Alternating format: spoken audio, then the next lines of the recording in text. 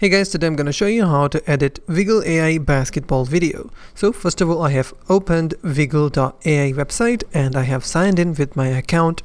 Once I'm signed in, you will see this kind of dashboard.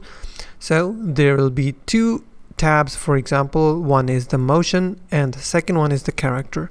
In the motion tab, we have to upload our video of basketball. For example, I have a video over here.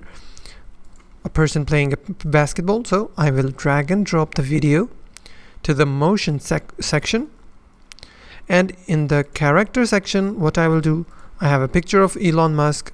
I will drag and drop the picture of the character, which is in our case is Elon Musk. Okay, so what I will do is just tap on create button and wait for it to create and generate the video. After 5 to 10 seconds you can see I have a download button. I can see a small window over here. I don't want to watch on this screen. I want to download first and I want to watch on my full screen. So let's see what it has made. As you can see in the video, our person has been changed into Elon Musk.